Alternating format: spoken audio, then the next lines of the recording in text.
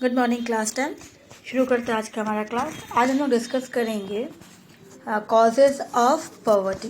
हमने last class में discuss किया था what is poverty and types of poverty, absolute poverty and relative poverty discuss किए थे। और उससे रिलेटेड कि इंडिया में कब सेंसस हुआ था सबसे पहले, और उसके बाद जो भी सेंसस हुआ उसके अकॉर्डिंग जो पॉवर्टी लाइन थी उसकी जो फिगर है, डाटा जो है कब कब चेंजेस हुई, अपलोड हुई। अब उसके बाद आज हम लोग डिस्कस करेंगे कॉजेज ऑफ पॉवर्टी। तो सबसे पहले वापस से रिपीट करते हैं what is poverty. When the person is unable to required or get arrange the basic requirement for surviving, that condition is called as poverty. इसका मतलब कि जब कोई इंसान अपनी डेली नीड्स में जो इम्पोर्टेंस है सर्वाइव करने के लिए, थोड़ा बहुत भी बेसिक नीड्स जो होता है वो उसके पास नहीं है, वो उसको अफोर्ड ही नहीं कर सकता सर, तो फिर उसका मतलब वो सर्वाइव करना नहीं कर सकता। सो द पर्सन मीन्स कि वो किस स्थिति में है, वो गरीबी में है। तो that was called as poverty. ठीक है, तो आज हम लोग डिस्कस करेंगे what are the causes behind poverty, किसके पीछे कारण क्या है ना। सबसे पहले सोशल कॉजेज में चलते हैं। Social structure of India promote poverty. हमारा जो सोशल स्ट्रक्चर्स है यहाँ पर कहीं ना कहीं वो भी प्रमोट करता है पॉवर्टीज़ को। किस तरह से? There several such tradition associated with, क्योंकि हमारे देश में कुछ ट्रेडिशन ऐसी चीज़ है, ट्रेडिशन जिसे हम लोग उसको फॉलो करते, बहुत इंपॉर्टेंट मानते हैं उसे कि वो हमें करना है, ट्रेडिशनल जो है उसे फॉलो ही करने हैं। For example with the help of birth, जब बर्थ होता है तब हम सेलिब्रेट करते हैं, मैरिजेस में बहुत ज़्यादा पैसे खर्च करते हैं, डेथ होती है इंडिविजुअल्स तो उसमें भी पैसे इन्वेस्ट करते हैं।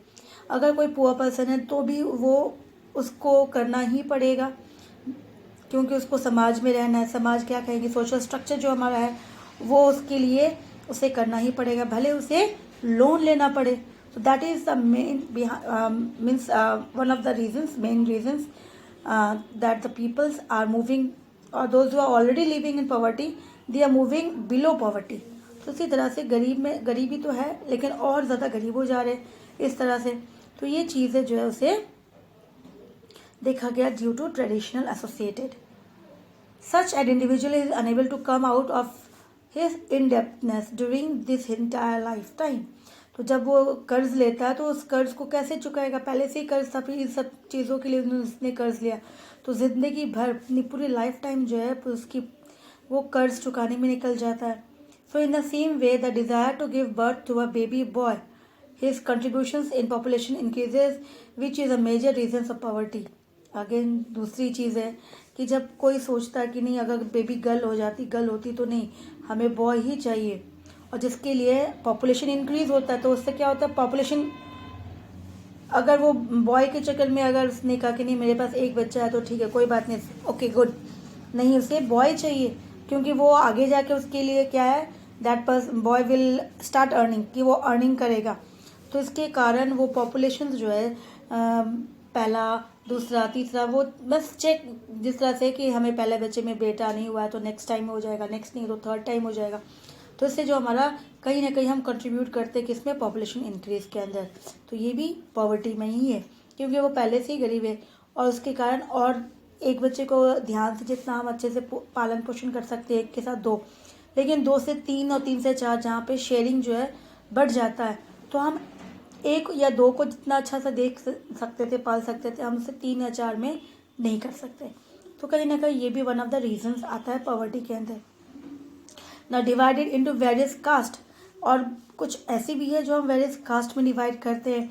The rural Hindu society was such in which a large section of the society remain in a measurable positions. तो कुछ कास्ट भी है जहाँ पे हमें पता है कि सबसे लोएस्ट जो है वो कास्ट जो है सबसे ज़्यादा मिजरेबल है, वो बहुत ज़्यादा गरीब है या फिर उनकी तकलीफ़ें बहुत ज़्यादा है और ये कंटिन्यू रहती है for a time period. This section was kept deprived from opportunities and could not come out of the vicious cycle of poverty. तो ये जो लोग हैं ये लोग अभी कभी भी उस चक्रव्यूह से, that was called vicious cycle of poverty, ठीक है, उस चक्रव्यूह से कभी भी बाहर निकल नहीं सकते क्योंकि कहीं ना कहीं वो इसी में घूमते रहते, वो बाहर निकलने की कोशिश करते हैं लेकिन कहीं ना कहीं वापस से इसी में घूमते रहते। That was called the vicious cycle of poverty.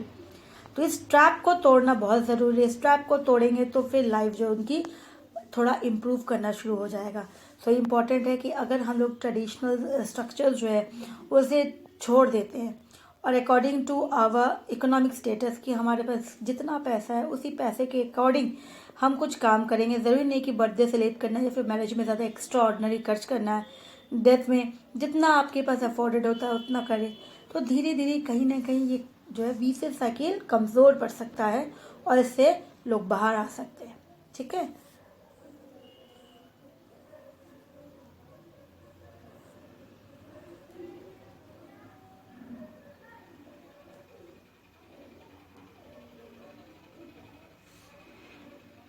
The name of Nagnar Norkis is important in context of discussions on causes of poverty.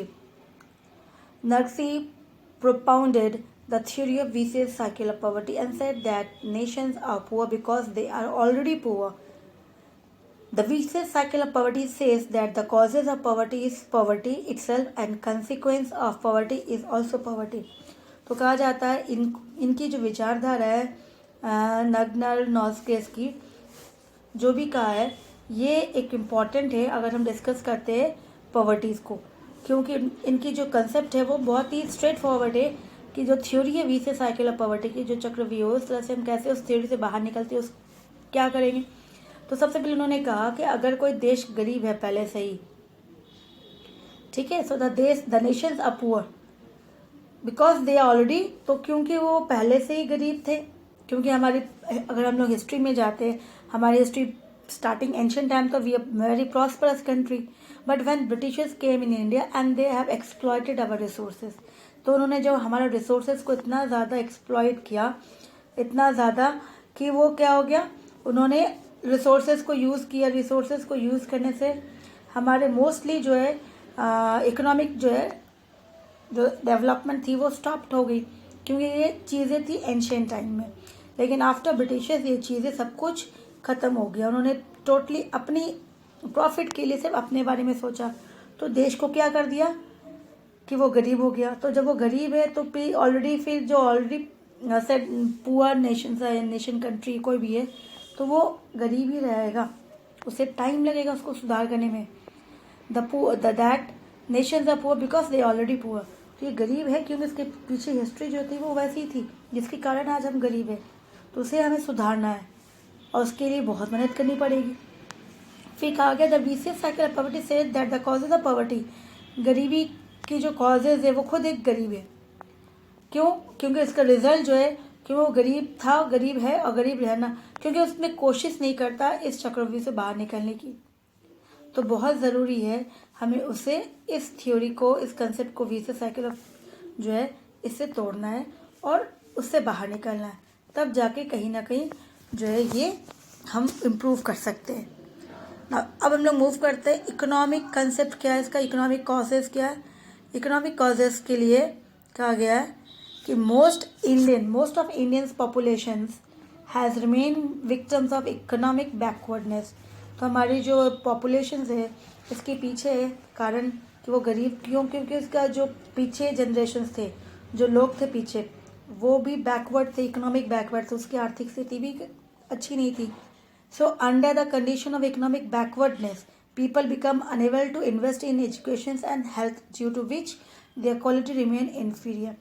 तो अगर उसकी कंडीशन बैकवर्ड थी पहले से ही और वो फिर कंडीशन जो उनका नेक्स्ट वो भी इकोनॉमिक बैकवर्ड ही है, कोई इम्प्रूवमेंट नहीं आया, तो पीपल बिकम, जब उसके पास इतना ज़्यादा पैसे नहीं है, इकोनॉमिक स्टेटस इतना ज़्यादा इनकम नहीं है, तो वो फिर वो क्या करेंगे, they won't invest in education. वो इन्वेस्ट एजुकेशन में नहीं कर पाएंगे, बच्चों को पढ़ाएंगे नहीं, हेल्थ के बारे में इतना ज़्यादा ध्यान नहीं देंगे, तो उससे क्या होगा, ह्यूमन की जो क्वालिटी हो जाएगी, उनकी जो क्वालिटी हो जाएगी वो क्या हो गया, इन्फीरियर हो गया, क्योंकि उनके पास ना एजुकेशन है और ना हेल्थ है, तो इसीलिए उसकी क्वालिटी उतनी ज़्यादा अच्छी नहीं रहेगी, इन्फीरियर हो जाएगा। That means he can not become a resource, क्योंकि ह्यूमन जो है रिसोर्स तो है, लेकिन रिसोर्स हर ह्यूमन रिसोर्स नहीं होता। हमने डिस्कस किया है that all human beings are not resource, though humans are resource.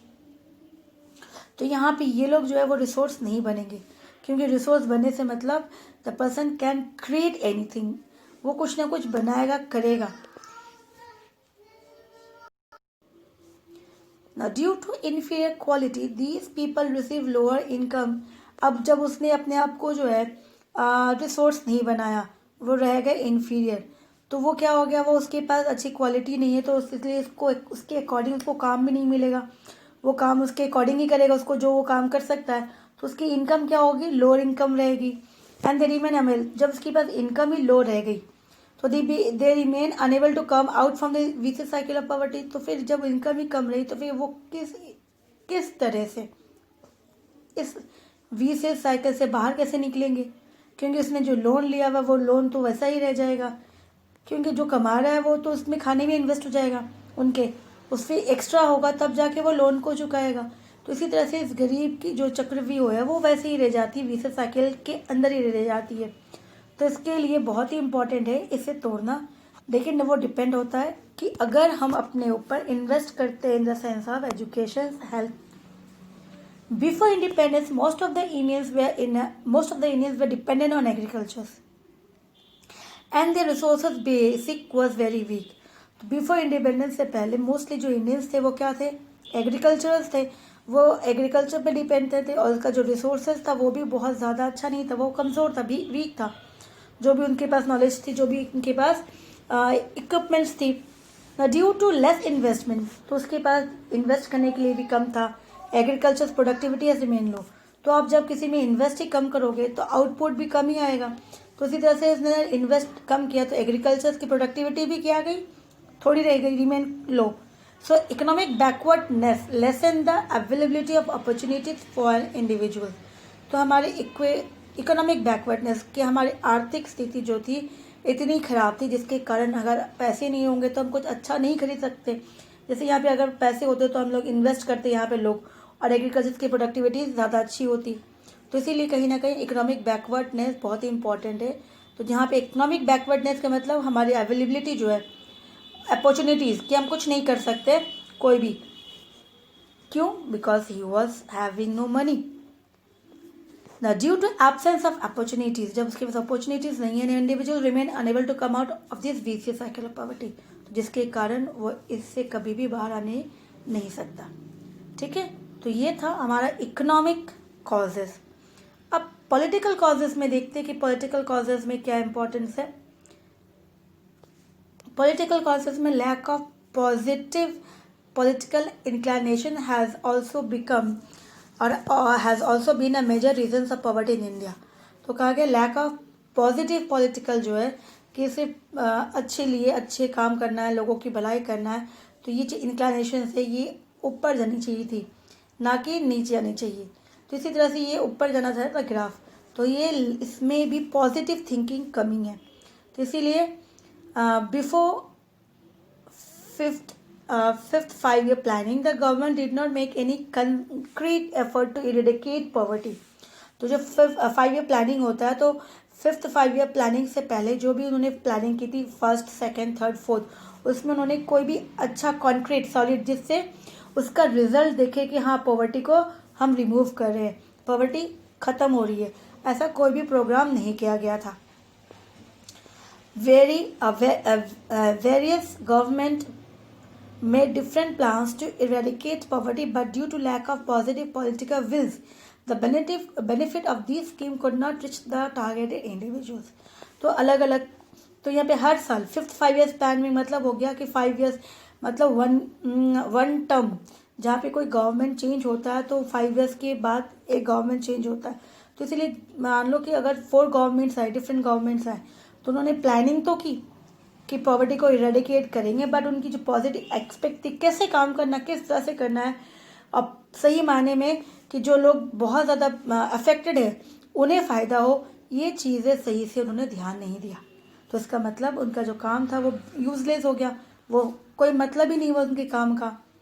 Our government system also has various loopholes. तो हमारी गवर्नमेंट की जो सिस्टम है उसमें बहुत ज़्यादा कमी है, लूप होल में बहुत ज़्यादा कमी। So due to policy of direct transfer of subsidies adopted by the present government, these loopholes has been plugged significantly. तो ये जो गवर्नमेंट ने ट्रांसफ़र किया, सब्सिडीज़ मिलेगी है, जो भी जैसे एग्रीकल्चर में सब्सिडीज़ मिलेगी, अलग अलग सब्सिडीज़ मिलेगी, बेनिफिट मिलेगा, पैसे मतलब कम लगेगी। तो ये चीज़ जो प्रेजेंट गवर्नमेंट कोशिश करती है, लेकिन कहीं ना कहीं इस कमी के कारण उसको सही से जो लोग टारगेटेड है, जो सचमुच बहुत ज़्यादा गरीब है, जिनको फ़ायदा मिलना चाहिए, उन्हें नहीं पहुंच पाता। तो इसीलिए जो पॉलिटिकल कॉजेस भी है कि पब्लिक को जो चाहिए गवर्नमेंट कोशिश करती है, लेकिन उन तक जो सही मायने में तकलीफ जैसे सबसे ज़्यादा है उन तक नहीं पहुंच पाती। तो इसीलिए पॉवर्टी इरेडिकेशंस कहीं ना कहीं उतनी ज़्यादा हम नहीं कर पाए गवर्नमेंट्स। अदर कॉजेस में अगर हम आते हैं, लो लेवल ऑफ एजुकेशन। तो अदर कॉजेस तो हमने डिस्कस किया, सबसे पहले सोशल कॉजेस किया, सोशल कॉजेस, फिर इकोनॉमिक कॉजेस, फिर पॉलिटिकल कॉजेस। तो ये तो मेन हो गया। इसके अलावा अदर कॉजेस में आ जाता है कि जो इसके अलावा सारा आगे, जैसे एजुकेशन, लैक ऑफ एजुकेशन, कि कोई पढ़े लिखे नहीं है, तो जितना आपके पास नॉलेज है उसके अकॉर्डिंग ही आपको जॉब मिलेगा, उसके अकॉर्डिंग ही आपको फिर अर्निंग होगी। कम अर्निंग रहेगा तो आप किस तरह से उस पॉवर्टी से बाहर निकलेंगे, नहीं निकल पाएंगे। तो ये एक रीज़न हो गया। लैक ऑफ स्पिरिट ऑफ एंटरप्रेन्योरशिप्स, मतलब सब लोग यही चाहते हैं कि मुझे गवर्नमेंट जॉब मिले या फिर जॉब मिले, किसी के मन में ये इच्छा नहीं होती कि खुद की अपनी एक इंडस्ट्री खड़ा करे, छोटी मोटी काम शुरू करे। तो ये अगर सब में आ जाए तो गवर्नमेंट कहीं ना कहीं लोन प्रोवाइड करती है। तो अगर लोग काम करना शुरू करेंगे, थोड़ा बहुत छोटी मोटी काम, तो उनका अर्निंग स्टार्ट हो जाएगा। अर्निंग स्टार्ट होने से मतलब कहीं ना कहीं वो जो गरीबी से बाहर आएंगे, तो हमारा जो पॉवर्टी है वो रिड्यूस होगा। तो ये इसकी कमी है। Lack of employment oriented and professional oriented education. दूसरी बात कि जो भी हम एजुकेशन लेते हैं उसमें कहीं ना कहीं according to need of that country, कि अभी देश को अभी करंटली किस चीज़ में लोग ज़्यादा एम्प्लॉयमेंट है, नौकरी किस में मिलती है, कौन सी एजुकेशन इंपॉर्टेंट है, वैसा ही काम करना चाहिए, वैसे ही एजुकेशन लेना चाहिए, ना कि कुछ और जो अभी नीडेड नहीं है उसे करके कोई फ़ायदा नहीं है, उसको कोई अभी नहीं चाहता। फिर वीक बेसिक इंफ्रास्ट्रक्चर्स ओवरऑल आ जाता है। जिस तरह से हमारे एजुकेशंस को ले लो, हॉस्पिटल्स ले लो, ट्रांसपोर्ट ले लो, इलेक्ट्रिसिटीज़ ले लो, ये सारा इसके अंदर आ जाता है कि इंफ्रास्ट्रक्चर जो वो कहीं ना कहीं वीक है, कमज़ोर है। कैपिटल बिल्डिंग, पैसे की कमी है। अनअवेलेबिलिटी ऑफ हेल्थ सेंटर्स, कि हर जगह हेल्थ सेंटर्स नहीं है, गवर्नमेंट प्रोवाइड नहीं कर पा रहा। तो इस तरह से ये चीज़ें अगर नहीं होगा तो फिर किस तरह से जो पुअर पीपल है अपने आप को इम्प्रूव करेंगे, नहीं कर पाएंगे। So due to all this the level of productivity and income of the nation remain low. तो ये सभी कारण, तो इससे हमारा प्रोडक्टिविटी जो है और इनकम देश का जो है वो कम रहे, क्योंकि हम प्रोड्यूस ही कम करेंगे तो बेचेंगे कम, तो प्रॉफिट भी कम ही होगा। तो इसलिए प्रोडक्टिविटी अगर लेवल कम है तो इनकम भी लेवल कम हो जाएगा। तो ये है एक major reason of poverty. Poor section of the society also lack self confidence. दूसरी बात कि जो गरीब होते हैं उसकी खुद की सेल्फ कॉन्फिडेंस बहुत ज़्यादा कम होती है। And they also not able to take risk, वो रिस्क लेना नहीं चाहते। Therefore they remain unable to establish their own business। तो इसके लिए उनको लगता है कि लोन लेके बिजनेस किया, फिर वो बिजनेस नहीं चला तो फिर हम ये लोन कैसे वापस करेंगे। तो जिसके कारण वो इस स्टेप नहीं आगे बढ़ते कि हमें कुछ करना चाहिए खुद की बल पे, छोटा मोटा बिजनेस। तो इसका मतलब वो फिर इससे बाहर कैसे निकलेंगे, बिजनेस साइकिल ऑफ पॉवर्टी से।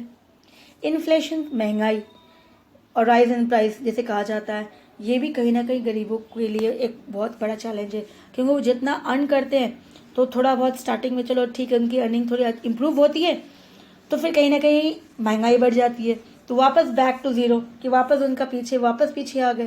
तो ये भी रीजंस है। Due to increase in price many peoples are unable to purchase the items of basic requirement also, and this also side below poverty lines. तो जिस तरह से अभी डिस्कस किया कि उनका इनकम फिर लास्ट में कोई मतलब नहीं होता, कि इनकम अगर बढ़ता है लेकिन कहीं इन्फ्लेशन आगे बढ़ गया तो फिर प्रॉब्लम हो जाती है। अब यहाँ पे एक एग्जाम्पल्स है, स्टोरी है, ठीक है, उसी से रिलेटेड है, पॉवर्टी से रिलेटेड है, कि Rajesh use to live in a city slum along with his wife. तो राजेश जो है स्लम एरिया में रहते हैं अपनी पत्नी के साथ। 4 चिल्ड्रंस हैं, ओल्ड पेरेंट्स हैं। तो 4 बच्चे हो गए, पेरेंट्स हो गए, अब वो 2 खुद। तो in order to sustain his living, अपनी ज़िंदगी को जीने के लिए, ज़िंदा रहने के लिए, he use to distribute newspaper, वो डिस्ट्रीब्यूट न्यूज़पेपर करता है, अर्ली मॉर्निंग में उठ जाता है। During day time he use to, तो मॉर्निंग में उसने न्यूज़पेपर बेचा, डे टाइम में वर्क इन द फैक्ट्री, जिसका फैक्ट्री उसके वहाँ पे वो काम करते, रिच पर्सन जिसका भी है वो, एज ही वॉज अनएजुकेटेड, क्योंकि वो एजुकेटेड नहीं है तो उसको पैसे भी कम मिलते हैं, तो उसके पास अर्निंग कम है, तो इसलिए पैसे कम हो रहे ना। A big part of his low income, इसका जो इनकम है ज़्यादा हिस्सा जो है वो कहाँ चला जाता है, has spend in the health of his old parents, क्योंकि इसके पेरेंट्स जो है वो बीमार है, तो उसका अच्छा खासा जो है वो अर्निंग करता है, जो कमाता है उसका अच्छा खासा हिस्सा जो है, ज़्यादा हिस्सा उसके पेरेंट्स के बीमारी में चला जाता है। As is rich factory owner had purchase new machine, तो उसके जो इंडस्ट्री में जिस फैक्ट्री में काम करता था उसने मशीन खरीद ली, अब उसको वर्कर्स नहीं चाहिए, तो उसने क्या किया, वर्कर्स को कम कर दिया। So due to excessive burden of work and inability of nutrient food, तो उसके पास उसको घर को चलाना है, काम का बोझ है, वो दिन में 2-2 काम करता है, खाना भी सही से नहीं मिलता, उसको न्यूट्रिएंट फूड नहीं मिलता, तो उसकी हेल्थ कंडीशन जो धीरे धीरे वो ख़राब होने लगी। His rich factory owner through him out of the job, तो अब वो बीमार होने लगा, जिसके कारण उसको नौकरी से उसकी नौकरी चली गई उसके यहाँ से। एज ही वॉज इलिटरेट, ऐसे वो पढ़ा लिखा भी नहीं था, तो इसलिए इसको दूसरी जॉब नहीं मिल पा रही। And he also lack the required qualification, ना उसके पास पैसे हैं तो वो अपना खुद का एक बिजनेस स्टार्ट करे। Now it become very difficult for Rajesh and his family to sustain their living, तो अब इसके उसके परिवार के लिए ज़िंदा रहना बहुत मुश्किल की बात हो गई कि अब घर कैसे चले। तो ये सोचो, ऐसी स्थिति हमारे देश में बहुत ज़्यादा है यहाँ पर।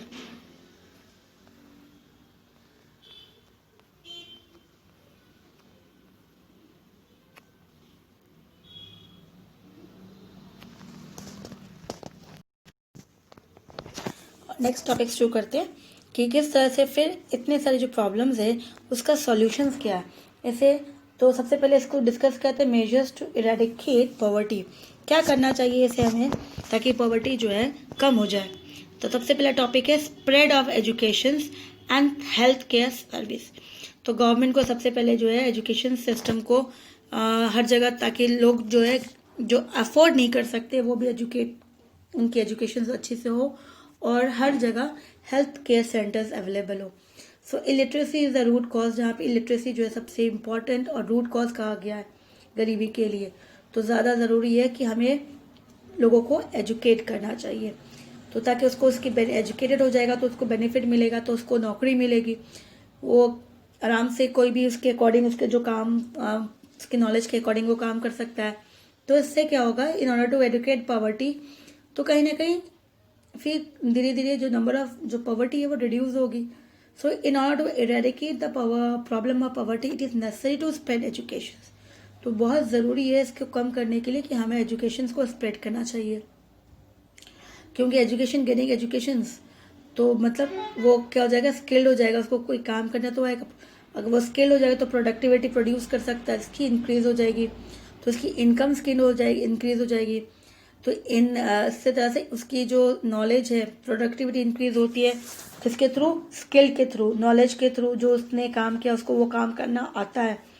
साथ साथ उसने अपने हेल्थ पे भी ध्यान दिया, क्योंकि अगर गवर्नमेंट एक्सपैंड करती है हेल्थ केयर सर्विस तो इससे एजुकेशन और हेल्थ केयर जो है एक इंसान को ट्रांसफ़र करता है नॉर्मल से force into a human capital. तो वो पहले क्या था, एक वर्क फोर्स था, वर्क फोर्स जो सिर्फ मजदूरी करता था, अब वो मजदूरी से क्या हो जाएगा, एक ह्यूमन कैपिटल हो जाएगा कि वो कुछ जो काम है वो कर सकता है, उसको और बेटर कर सकता है, उससे कुछ प्रोड्यूस कर सकता है। तो इसी तरह से वो टर्न हो जाएगा एक रिसोर्स में। तो इसी तरह से ह्यूमन रिसोर्स और इससे प्रोडक्टिविटी इंक्रीज होगी, प्रोडक्टिविटी इंक्रीज होगी तो मतलब इनकम इंक्रीज होगा, तो कहीं ना कहीं पॉवर्टी जो है नीचे आएगी। So due to their human capitals, क्योंकि ह्यूमन कैपिटल्स बहुत इंपॉर्टेंट है, जापान, अमेरिका, उनके पास सबसे ज़्यादा ह्यूमन कैपिटल्स ही है, उसके पास कोई रिसोर्स नहीं इतना ज़्यादा जितना ह्यूमन कैपिटल्स है। Therefore the government should expand education और हेल्थ केयर सेंटर, ताकि हमें अपने देश की गरीबी को हटा सके। फिर दूसरा आता है इंक्रीज इन एम्प्लॉयमेंट अपॉर्चुनिटीज़, कि दूसरा नौकरी मोस्टली ये क्रिएट किया जाए कि लोगों को नौकरी मिले। Unemployment and poverty are deeply interrelated, कि जो पॉवर्टी है तो सबसे पहले वो गरीब बेरोजगार है, उसके पास जॉब नहीं है, जॉब नहीं है तभी तो वो गरीब है। तो इसीलिए दोनों कहीं ना कहीं एक दूसरे से कनेक्टेड होते हैं, इंटर रिलेटेड होते हैं। So both these problems exist combine, दोनों साथ में ही आता है, तो दोनों का प्रॉब्लम एक साथ ही सॉल्व होगा। So these individuals of society who possesses special skill possesses special, कि किसी के पास कुछ अच्छा काम आता है, उसकी नॉलेज है, तो क्या कर सकता है, and capability can inspire for self employment, तो उसको इंस्पायर करना चाहिए कि वो खुद का कुछ अपना काम शुरू करे, and can be produce the resources in order to take them out of the circle of poverty. और उससे जो पैसे चाहिए, रिसोर्स चाहिए, गवर्नमेंट प्रोवाइड करी, लोन प्रोवाइड करी, तो इससे क्या होगा कि वो जो है उस विशियस साइकिल ऑफ पॉवर्टी से बाहर निकल सकता है। Such poor people who lack skill, जिसके पास कोई स्किल नहीं है, can be provided with labour jobs, उसको लेबर जॉब्स अगर मिल जाता है, मजदूरी की ही काम मिल जाए, तो उसकी परचेजिंग, उसके पास अगर अर्निंग होगी तो वो क्या होगा, तो कुछ ना कुछ थोड़ा बहुत इनकम कर सकता है, तो उससे उसके पास परचेजिंग पावर बढ़ेगी, तो इसके लिए उसका परचेजिंग पावर बढ़ेगी, तो कहीं ना कहीं पॉवर्टी रेट उसकी जो है, गरीबी, वो थोड़ा कम होगा। तो इसी तरह से परचेजिंग पावर उसकी इंक्रीज होती है। All the various scheme of providing labor jobs and self-employment has been run by the present earlier government। तो इससे बहुत सारे प्रोग्राम्स गवर्नमेंट, ताकि उनको मजदूरी मिलते रहे या फिर उसे खुद अपने बिजनेस को स्टार्ट करने के लिए, तो ऐसी बहुत सी प्रोग्राम जो प्रेजेंटली या फिर अर्लियर गवर्नमेंट ने बहुत सारे ऐसे प्रोग्राम्स लॉन्च किए हैं, येट दे वे are not enough to solve the problem of poverty. लेकिन फिर भी क्योंकि इतनी ज़्यादा हमारे जो पॉपुलेशन बहुत ज़्यादा है, और उसके अकॉर्डिंग हमारे जो currently 22% peoples are living in poverty, तो इस तरह से सोच लो इतने जो प्रोग्राम्स है वो फिर भी कम है। तो इससे ज़्यादा गवर्नमेंट को एजुकेटेड, इसके लिए क्या करना है, और ज़्यादा एजुकेटेड एम्प्लॉयमेंट ओरिएंटेड प्रोग्राम्स और एम्प्लॉयमेंट अपॉर्चुनिटीज़ जो है एक्सपैंड करनी है, ताकि पॉवर्टी जो हमारी है वो और रिड्यूस किया जाए। फिर नेक्स्ट आता है need of controlling social evils, को भी हमें कंट्रोल करना चाहिए। किस तरह से, जो भी हमने डिस्कस किया था कि जिस तरह से हमने मैरिज में इन्वेस्ट करते हैं, मैरिज होता है, किसी का बर्थ होता है, जैसे मोस्टली अगर बॉय किसी के घर में जन्म होती है तो बहुत ज़्यादा धूमधाम से सेलिब्रेट किया जाता है। डेथ हो जाता है तो उसको भी अपनी उसकी एक्सपेंसिव अलग हो जाती है। तो उनके पास पैसा है या नहीं है, लेकिन फिर भी इन सब चीज़ों के लिए सोसाइटी में रहना होता है, तो उन्हें खर्च करना पड़ता है। तो ये शुड बी स्टॉप। तो हमें इस पे कंट्रोल करना चाहिए, ज़रूरी नहीं है। तो समाज को भी समझना चाहिए कि जो बहुत ज़्यादा गरीब है, अफोर्ड ही नहीं कर सकते हैं, तो उनके ऊपर इस तरह से ये सब चीज़ें, नियम नहीं थोपना चाहिए इस तरह से। तो इसके लिए ये सब चीज़ों को कंट्रोल में लाना चाहिए, ठीक है। जैसे मैरिजेस होता है तो फिर डाउरी सिस्टम भी, ये भी एक इवल चीज़ है समाज में। गवर्नमेंट ने इसको रोकने के लिए बहुत सारे प्रोग्राम्स किया गया, पनिशमेंट किया गया। डाउरी सिस्टम लेने से उनको सज़ा हो सकती है।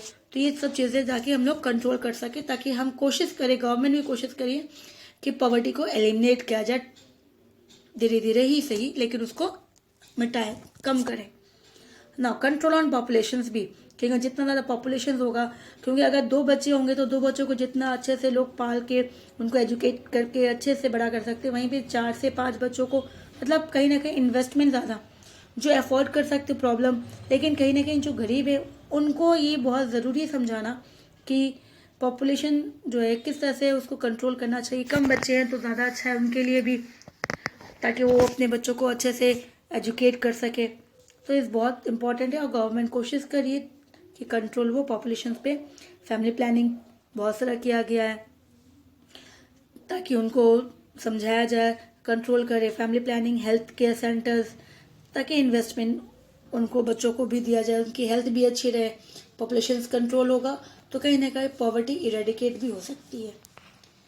फिर नेक्स्ट आता है providing benefit to targeted individuals और ग्रुप्स। और लास्टली कि हमें वैसा प्रोग्राम गवर्नमेंट ने किया है कि जहाँ पे मोस्टली जो अफेक्टेड है, तो वैसा प्रोग्राम किया ताकि जो अफेक्टेड है उन्हीं को ही ज़्यादा बेनिफिट मिले। तो इसीलिए वेरियस एम्बिशियस स्कीम्स और प्रोग्राम्स जो है, ताकि अगर जो अफेक्टेड है, जो गरीब है, उसको अगर उसको लाभ मिलता है तो पॉवर्टी रिड्यूस हो सकती है। तो ड्यू टू अगेन, लेकिन फिर भी वही ना कहीं कि हमारी लुप्स जो है कमी है, जिसके कारण डिजायर रिजल्ट ये है कि जो सबसे ज़्यादा अफेक्टेड है उन तक पहुँचते पहुँचते कहीं ना कहीं रिसोर्स किसी और के पास पहुँच जाता है। So due to this loopholes a large part of resources allocated for poor people get into the hand of rich people. तो कहीं ना कहीं ये रिसोर्सेज उन तक नहीं पहुँच के किसी और के पास पहुँच जाता है। If the government is seriously concerned about poverty eradication, then it will have to ensure that the benefit of various schemes should reach the poor. तो गवर्नमेंट को सोचना चाहिए, देखना चाहिए कि सचमुच अगर वो गरीबी को हटाना चाहते हैं, पॉवर्टी को इरेडिकेट करना चाहते हैं या रिड्यूस करना चाहते हैं, तो टारगेटेड जो है उन तक बेनिफिट पहुँचे, गरीबों तक बेनिफिट पहुँचे, तब जाके कहीं ना कहीं हम पॉवर्टी को रिड्यूस कर सकते हैं और अच्छे से अपने देश को और ज़्यादा डेवलप कर सकते हैं। ठीक है, तो हम नेक्स्ट क्लास में डिस्कस करेंगे measures adopted for poverty eradication की गवर्नमेंट ने किस तरह से क्या क्या मेजर्स प्रोग्राम्स किया है ताकि हम पॉवर्टी को रिड्यूस कर सकें। ठीक है, नेक्स्ट क्लास में इसके बारे में डिस्कस करेंगे। Thank you.